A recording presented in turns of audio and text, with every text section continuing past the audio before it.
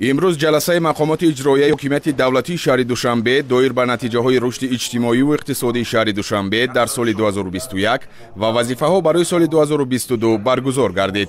در جلسه رئیس شهر دوشنبه محترم رستم امامعلی قید نمودند که در این دوره یک زمره کارها در سمت رشد اقتصادی و اجتماعی شهر انجام داده شدند. ابراز گردید که سال 2021 مردم شریف تاجیک از جمله ساکنان پایتخت کشورمان شهر دوشنبه 30 سالگی استقلالیت دولتی را با دستاوردهای نظررس در سمت بنیادکاری و سازندگی وطن صاحب اختیار خود تجلیل نمودند. در سال سپری شده 182 انشاءات و بناهای جشنی با مبلغ عمومی 7 میلیارد سامانی به استفاده سپرده شدند. در دایره جنبست این جشن بزرگ ملی بنیاد 16 مؤسسه تحصیلات عمومی و تا مکتبی، 8 مؤسسه تندرستی، 50 کارگاه و کارخانه صنعتی، 162 کیلومتر راه، 19 بنای معموری، 225 انشاءات بلندآشیانه با 161 مرکز خدمت رسانی، 62 میدانچه ورزشی، 9 گلگشت، تعمیر 2321 بنای استقامتی، 116 خوابگاه و تأسیس بیش از 15000 جایهای نوی کاری انجام داده شد. حجم 3 سال محصولات صنعتی 114%، مبلغ گذاری به سرمایه اساسی 1.5 برابر، گردش سودا 115%، خدمت رسانی های پولکی 123% و بارکشانی 104% افزایش یافته رشد مجموعی محصولات منطقوی به 18 میلیارد سامانی رسانیده شد و سرعت افزایش آن نسبت به سال گذشته 9% را تشکیل داده. حصه مجموعی محصولات پایتخت در مجموعی محصولات داخلی مملکت به 19% برابر گردید. ضمن تحلیل نتیجه های رشد ساحه انرژتیکی پایتخت اطلاع داده شد که مرکزهای برق و گرمیدهی 1.6 میلیارد کیلووات ساعت نیروی برق استحصال نمودند که نسبت به همین دوره سال سپری شده 884,000 کیلووات ساعت زیاد است. رئیس شهر جهت سری وقت برطرف نمودن کمبودی های ساحه از جمله به نوبت گرفتن شرط های تکنیکی هنگام بنیاد انشاءات ها، از نقطه های نزدیک وصل کردن ناقل ها، از بین بردن قرضداری، گذاشتن به سیستم خدمت رسانی الکترونی و اینچنین برای به شبکه گرمیدهی پیوست نمودن باز 220 بنا و انشاءات های نو در دوره زمستان سالهای 2022-2023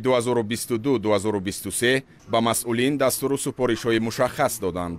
جهت به طلبات شهرسازی مطابق نمودن انفراساختاری پایتخت، رئیس شهر دوشنبه محترم رستم امامعلی تاکید داشتند که انشاءات و بناهای شهر باید با اصول زمانوی و با در نظر داشت صنعت بلند معماری زیبا و با صفت بلند بنیاد کرده شوند تا که به نسل‌های آینده 100 ساله ها خدمت رسانند. در این رابطه کاری کمیسیه های قبولی دولتی انشاءات و بناها بهبودی را تقاضا می نماید، زیرا اکثر وقت بناها به انابت راههای ضروری، میدانچه های بازی کودکان، شرایط برای معیوبان، توقفگاه ها بنیاد کرده می شوند. وابسته به این به معاون یکم و ساختارهای دخلدار دستور داده شد که جهت برطرف نمودن کمبودی های جای داشته تدبیرها اندیشند. از نوسازی و به طلبات زمانی معاصر مطابق گردانیدن انفراساختار پایتخت، مخصوصا تجدید و از نوسازی راهها زمینه مهم رشد منبع شهر محسوب می‌یابد. ذکر نمودند رئیس شهر در برآمد خود. در ظرف 5 سال اخیر در پایتخت 162 کیلومتر راهها از نوسازی کرده شدند که 7 کیلومتر آن به سال سپری شده رست می‌آید. مقامات جهت پیشگیری کردن واریدشوی سیل به کوچه و خیابان‌های شهر تا امروز 16 کیلومتر شبکه‌های سیل پرتو ساخته به استفاده داده شدند. اینچنین با مقصد دستگیری ساحه راهسازی، دستگاه استحصال اسفالت اعلی صفت با اقتدار 160 تن در یک ساعت و تجهیزات سنگ میده کنی با اقتدار 140 تن در یک ساعت با مبلغ 16 میلیون سامانی خریداری گردید که سال جاری به استفاده داده می شود. برای سنجش مسئله ساختمانی راه باشد، سال جاری از جمهوری ایتالیا 110 دستگاه آزمایشگاهی وارد می گردد و همه این اقدامات بهره بلند برداشتن صفت مسئله راهسازی و ساختمانی راهها روانه شدند.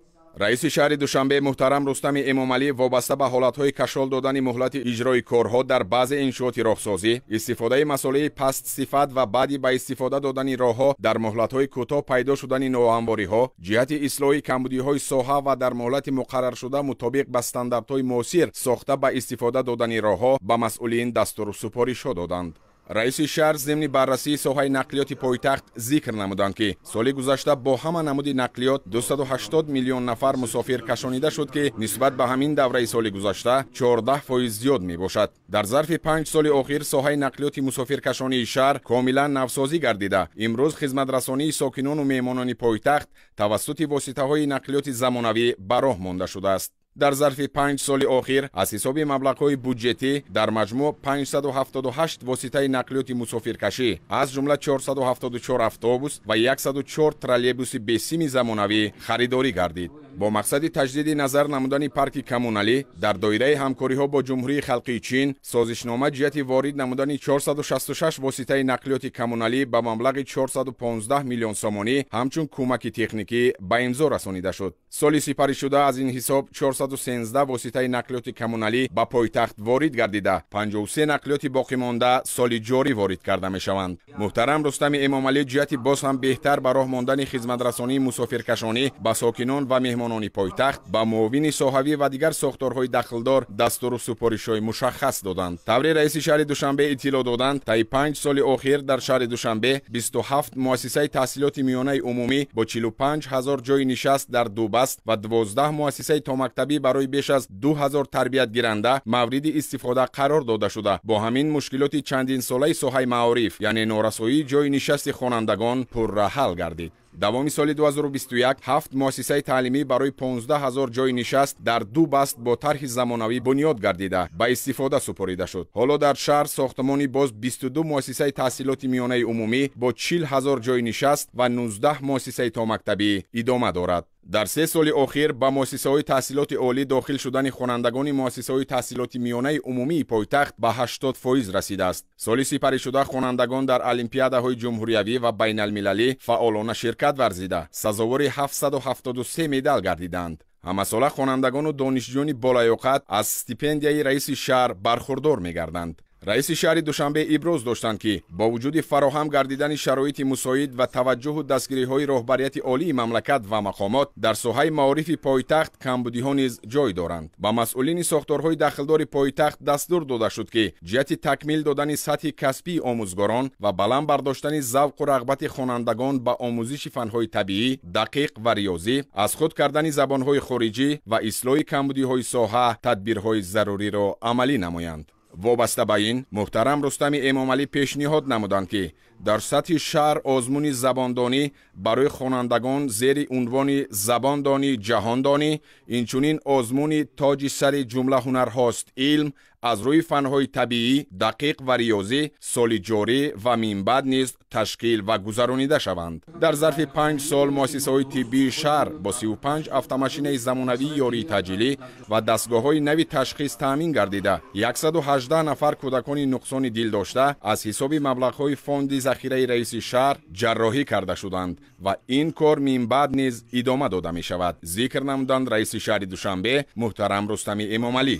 соли сипаришуда бо мақсади пешгирӣ кардани пандемияи коронавирус 1,5 миллион воя ваксина ворид карда шуд ва то имрӯз 725 000 нафар сокинони шаҳр ки 100% гурӯҳи мақсаднокро ташкил медиҳанд эм карда шуданд. таҷрибаи тибби ҷаҳонӣ собит намуд ки роҳи ягонаи эмин мондан аз ин беморӣ ва наҷоти ҳаёти инсон танҳо эмгузаронӣ мебошад. дар ин робита муҳтарам Рустами Эмомалӣ аз сокинони шаҳр даъват ба амал оварданд ки дар маъракаи эмкунӣ фаъол бошанд, худ ва аъзои оилаашонро эм гузаронанд то ин ки саломатии наздикон ва аҳли ҷомеа ҳифз карда шавад.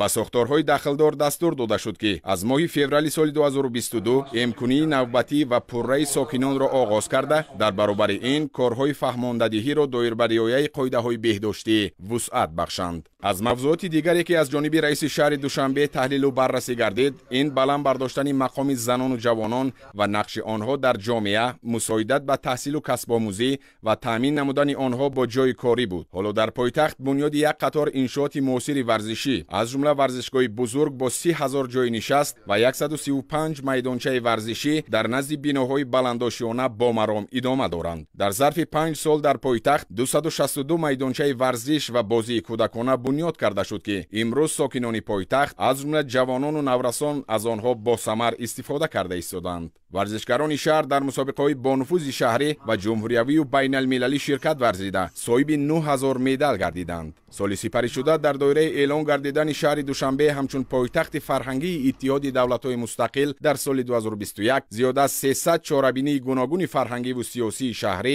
ва ҷумҳуриявию байналмилалӣ гузаронида шуд. дастпарварони муассисаҳои пойтахт дар озмунҳои ҷумҳуриявии тоҷикистон ватани азизи ман фуруғи субҳи донои китоб аст ва илм фуруғи маърифат иштирок اشتراک ورزیده به 108 جای افتخاری سزاوار شدند و شهر دوشنبه با گرفتن جایهای زیاد زینه اول را در مملکت اشغال نمود. با مقصد باز هم آباد و زیبا گردانیدن پایتخت در سال سپری شده در حدود شهر دوشنبه 226,000 بیخ درخت و بوته‌ها از جمله زیاد از 5,000 بیخ درختان از خارج مملکت وارد شده و 23 میلیون گل‌های موسمی و بسیار ساله در مجموع طی 5 سال آخر باشد در خیابان و گلگشت‌ها و باغ‌های شهر زیاد از 600,000 بیخ درخت از جمله 26,000 بیخ درخت از خارج کشور وارد شده و 58 میلیون گل‌های گوناگون شنانیده شدند. وابسته به این رئیس شهر ذکر نمودند که در 5 سال آخر 17 باغ زمانوی و 57 گلگشت بنیاد گردیده برای ساکنان و مهمانان پایتخت شرایط خوبی فراغت مهیا کرده شده است. رئیس شهر دوشنبه محترم رستم امامعلی در برآمد خود قید نمودند در پیام پرزیدنت مملکت پیشوای ملت محترم امامعلی رحمان دستور داده شد که تا سال 2026 یعنی تا جشن 35 سالگی استقلالیت دولتی کارهای آبادانی و سازندگی در تمام کشور وسعت داده شود. به خاطر اجرای سفارش پیشوای ملت ما نقشه داریم که در 5 سال آینده شماره جایهای نو کاری را به 250,000 رسانیم. این هدایت ما و مردم شریف پایتخت را وادار می سازد که تمام سعی و کوشش خود را جهت باز هم آباد و زیبا نمودن پایتخت عزیزمان شهر دوشنبه، بنیاد کارخانه های نوی صنعتی و تأسیس دادن جایهای نوی کاری برای اهالی روانه سازیم. از این رو با معاون یکم و معاونان یکجا با ساختارهای داخلدار رئیس شهر سپارش داده شد که در مدت 2 ماه نقشه چهاربینی های 35 سالگی استقلالیت دولتی را با بررسی همه جانبه ذخیره و امکانات های موجوده و با جلب صاحبکاران و شخصان تشبثکار و احسانکار تهیه کرده برای تصدیق و اجرا پیشنهاد نمایند.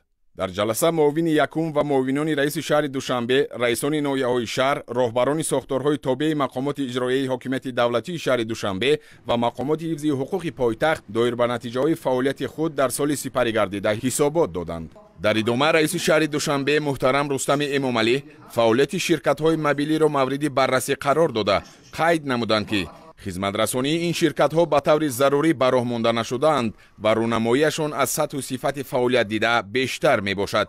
از این لحاظ جهت برطرف نمودن کمبودی‌های جای داشته در کوتاه‌ترین مدت به مسئولین دستور و سفارش‌های قطعی داده شد. مقامات حفظ حقوق و ترتیبات پایتخت وظیفه‌دار گردیدند که بهر تامین ولایت قانون و امنیت، حفظ حقوق و منفعت‌های شهروندان، پیشگیری جنایت و جنایتکاری چاره‌های بی‌تأخیر اندیشند.